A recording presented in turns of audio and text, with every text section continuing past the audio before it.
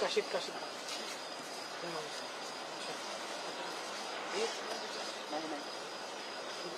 समोर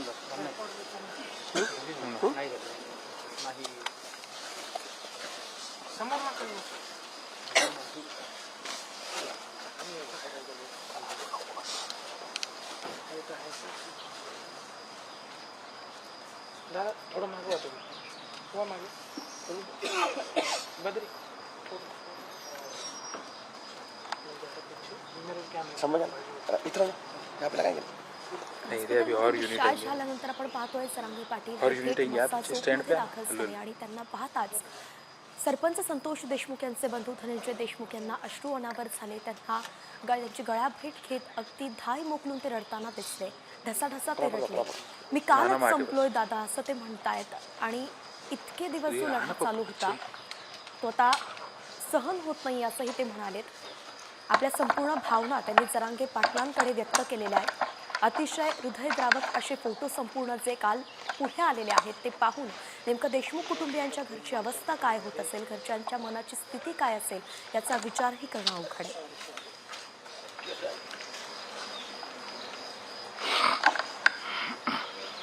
मेरा बम बंद करू क्या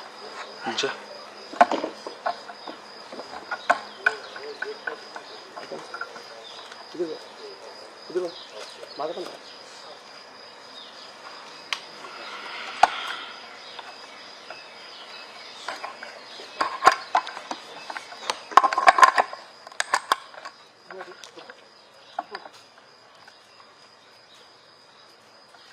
बोल रही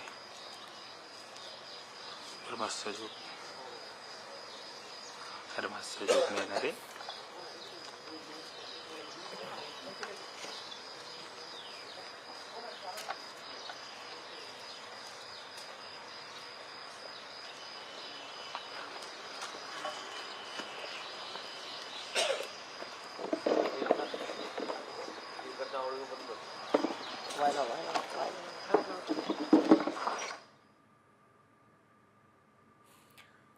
किती त्रास झाला असेल माझ्या भावाला असं म्हणताना जेव्हा धनंजय देशमुख हे जरांगेंच्या गळ्याला लागले तेव्हाच त्यांचा कंठ किती दाटून आला हेही आपण पाहतोय.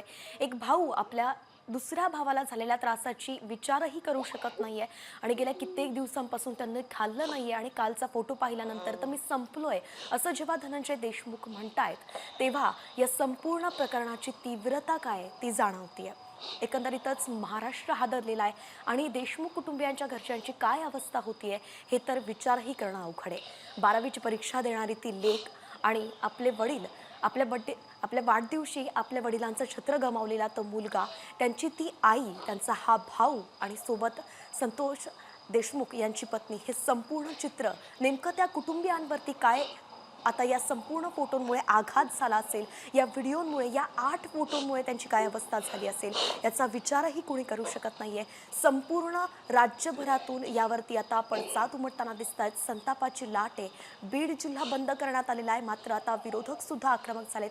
विरोधकच काय तर सत्ताधारी पक्षांकडे सुद्धा आता सबळ पुरावे या संपूर्ण प्रकरणाबद्दल असल्याचं कळत आहे आणि म्हणून सत्ताधारी पक्षातील नेते सुद्धा, आमदार सुद्धा याबद्दल विधानसभेत अधिवेशन आज आवाज उठवताना दिसतील अशी अपेक्षा आहे.